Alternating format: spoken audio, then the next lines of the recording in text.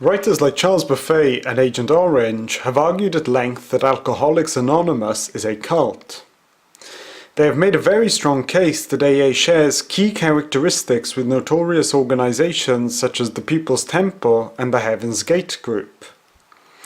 But how could an apple pie American institution like AA possibly be called a cult? Many of AA's proponents are simply flabbergasted that anyone could make these claims.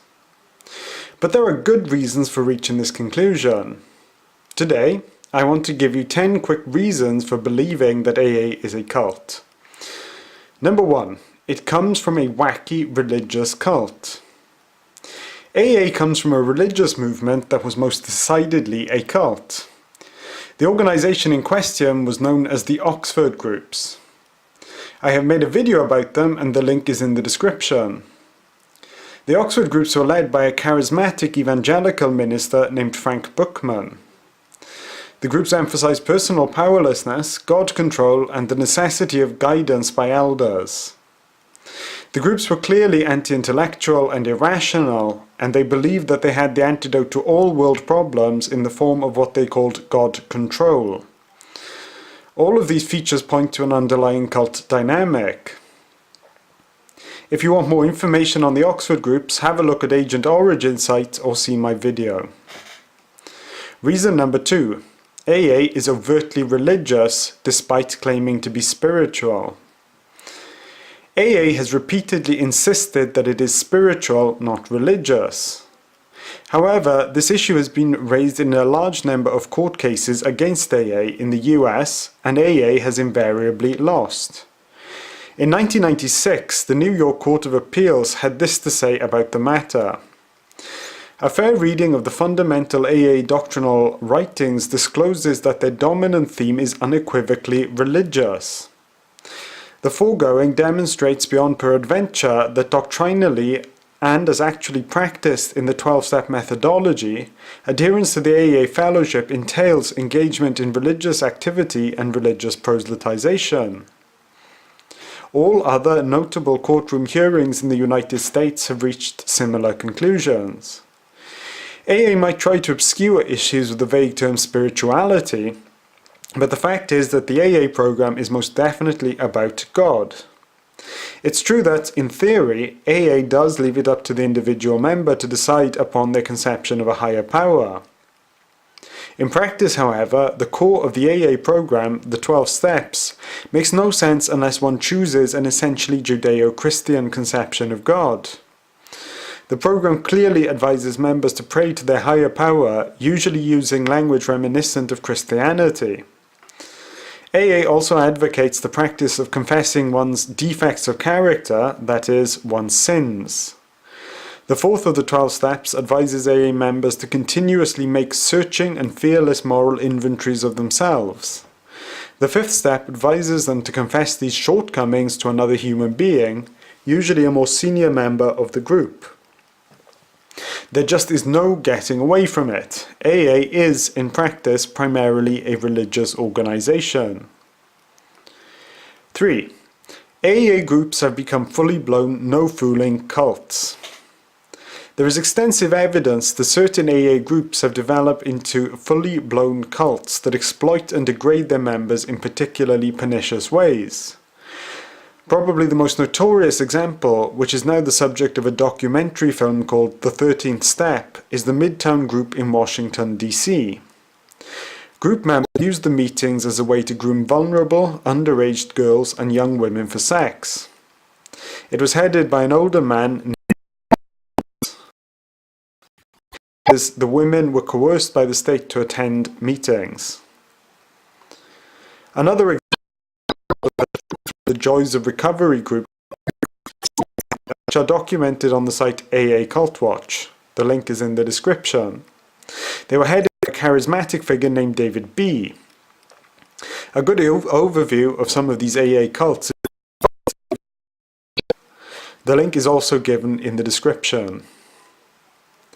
Even if AA groups don't always become particularly pernicious, dangerous cults, a significant number have done just that.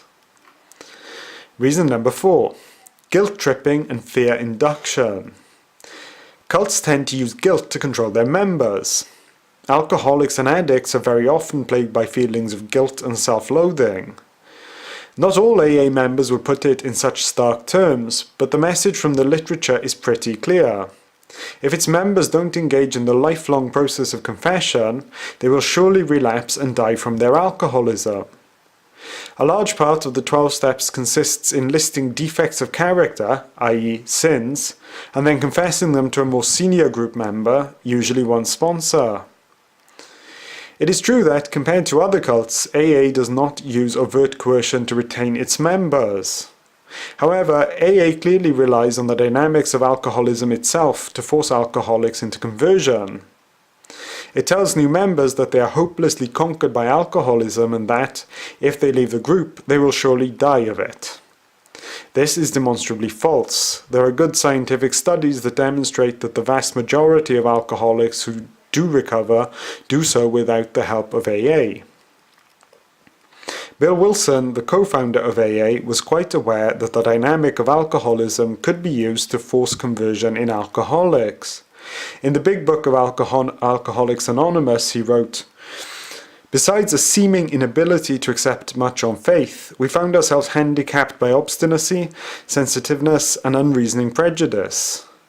Many of us have been so touchy that even casual reference to spiritual things made us bristle with antagonism. This sort of thinking had to be abandoned. Faced with alcoholic destruction, we became as open-minded on spiritual matters as we tried to be on other questions. In this respect, alcohol was a great persuader.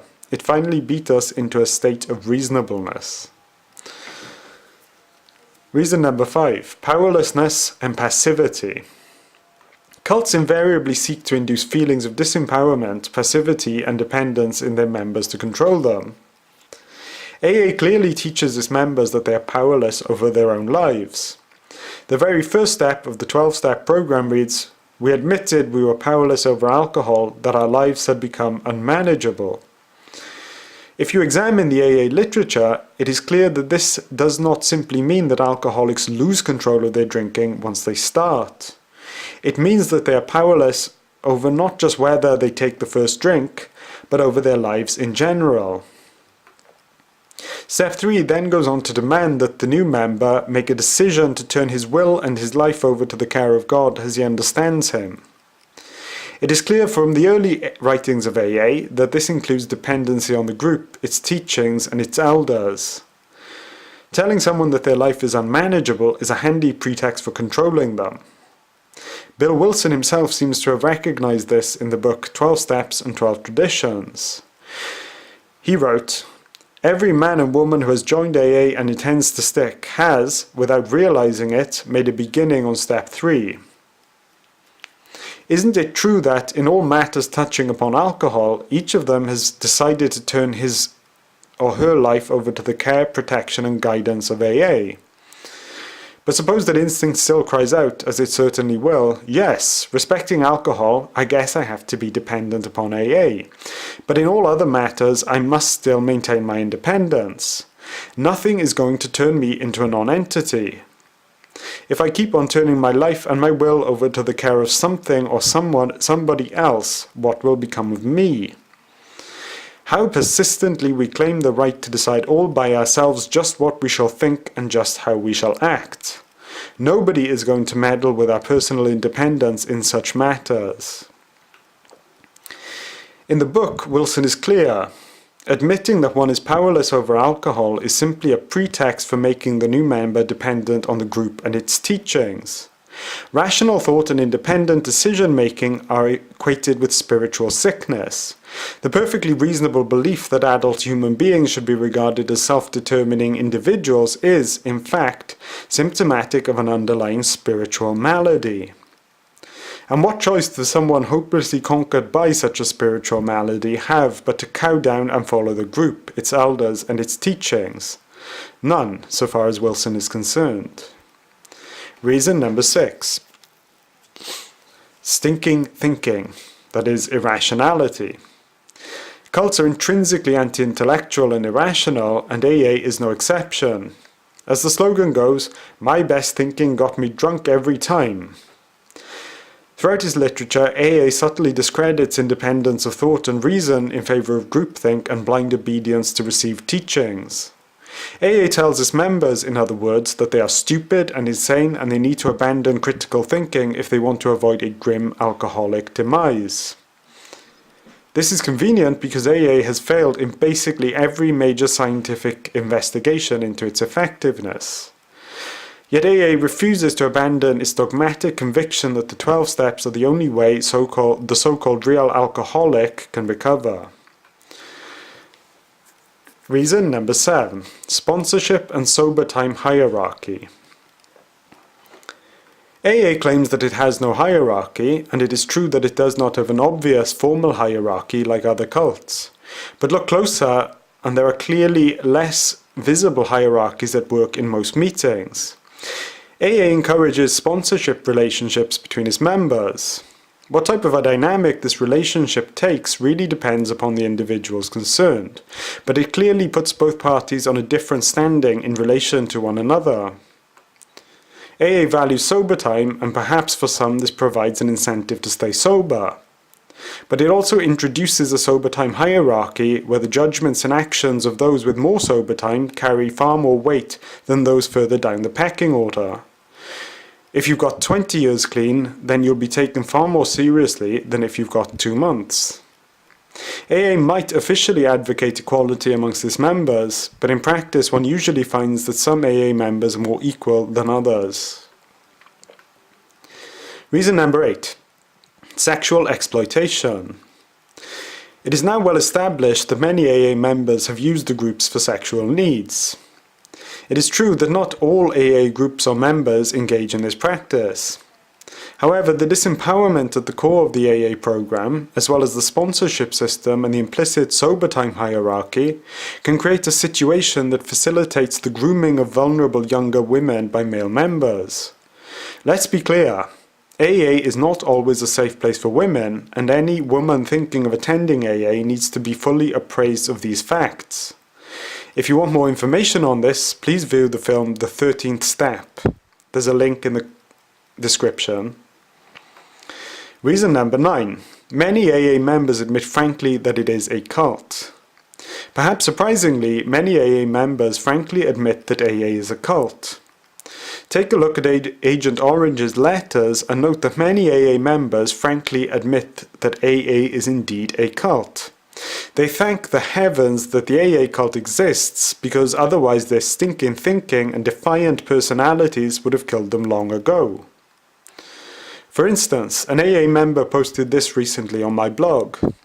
I hope AA is a brainwashing cult, because my thinking got me in a world of hurt. I am 21 years sober and happy. Sign me up. The members of the Moonies, Synanon and the Heaven's Gate cult all said exactly the same thing, guys. Reason number 10. One of its leading proponents admitted frankly that it is a cult. Finally, if you don't believe me, perhaps you'll believe George Vaillant, a Harvard psychiatrist and paid-up member of AA's General Service Board. In The Natural History of Alcoholism Revisited, Vaillant frankly admits that AA is a cult.